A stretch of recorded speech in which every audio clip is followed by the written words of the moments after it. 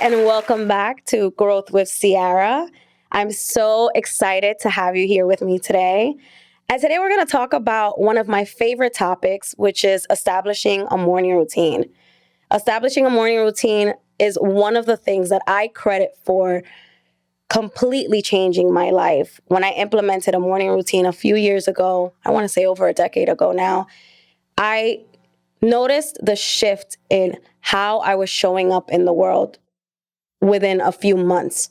And I think how we start our day really does create the person and the actions and everything that transpires after for the rest of the day. So, for example, if we're not pouring into ourselves first thing in the morning, we're getting into an argument with someone, or we're getting dragged in 500 different directions and we're not focused, the rest of our day is pretty much going to feel chaotic. So starting a morning routine is a way to anchor yourself, to ground yourself, to prepare yourself for the day ahead. For me, I'm a mother, so my morning routine starts very, very early. It starts at 5 a.m. It started at 5 a.m. when my son was months old, and actually he's going to be 17, so I've been doing this for a little bit. I think that creating that morning routine was one of the ways that I showed myself love and self-care. I may not have known that at the time, but I was really pouring into myself. And I think that that's what allowed me to grow as a human being, to grow as a mother, and also to grow in my career.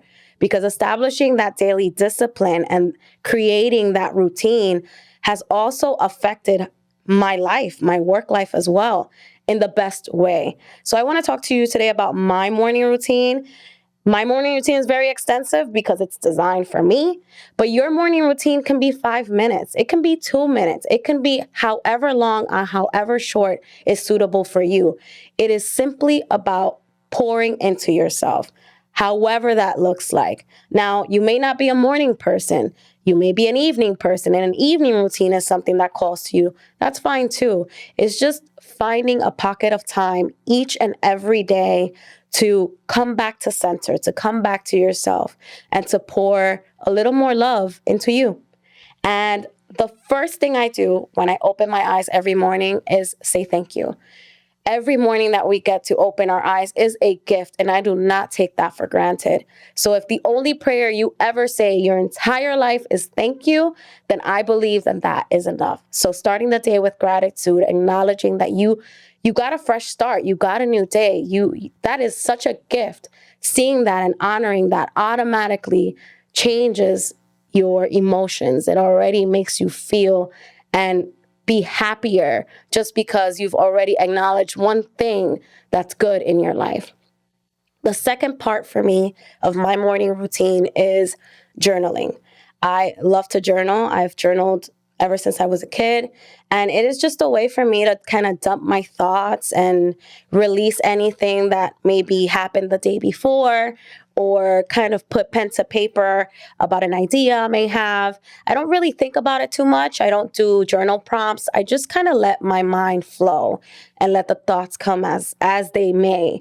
And I think it's such a freeing way to relax and to just allow your brain or your emotions to just be released. And I love it. I love journaling. I also take the time to acknowledge a daily moment of joy. That is a practice I started in 2025. I look back at the previous day and I think about a moment that happened that day. It could be something funny one of my kids said. It could be an outing I had with my friends. It could simply be, I don't know, a funny line in a movie. Anything that brought me joy that day, I think it's very important that I acknowledge it. And it reminds me that no matter what the day looked like, there was always a moment of joy. There was always some good. So even if that's the only part of your journaling practice, I think it'll be very beneficial for you. The third part of my morning routine is meditation. I was introduced to meditation as a child by my mother. And it is a practice I've had my entire life, I want to say. Obviously, the meditations or the type of meditations I do have varied based on my life, but it's something that I've carried into adulthood and is very sacred to me. I think one of the most common misconceptions with meditation is that people feel like it needs to be still. You need to just be still and be in like this om kind of a state. And I don't agree with that. I think anything can be a meditation. Taking a shower can be your meditation. Just simply closing your eyes and looking at your thoughts as if you were in a movie screen is, I think, one of the most helpful ways to start practicing meditation. Meditation is a skill and it's something that does need to be practiced. And you don't have to start big. It can be just 1 minute of breath work, 5 minutes, 10 minutes, whatever you feel comfortable with. But it is such a wonderful practice to have in your life because it just allows you to ground yourself, really, really ground yourself and find that inner stillness that will help you, especially during very difficult and challenging times. Having that pocket, that 5 minutes of relief in a meditation or a prayer, if that calls to you, is such a beautiful gift that you can give yourself every day. And it's free. So, I mean, you can't beat that. And lastly is movement. I am incredibly passionate about wellness in all forms, but movement for me is medicine. It is a way it is something that I've used to tackle so many difficult seasons in my life. Being able to move my body, just the ability to move my body is such a privilege and such a gift. But also as someone who has battled with anxiety, movement has been transformative in the ways that I have healed that part of myself. Movement looks very different for all of us. We all have different abilities, and that's okay. Movement can be a 10-minute walk. Movement can be a 60-minute boxing class. Whatever is suitable for you. But the point is just to move. Move your body. It will help you with stress. It'll help you feel so good about yourself. One of my favorite things about movement and that practice of showing up for myself every day when I go to the gym or whether I work out at home is that it's a way that automatically I just will feel so much better.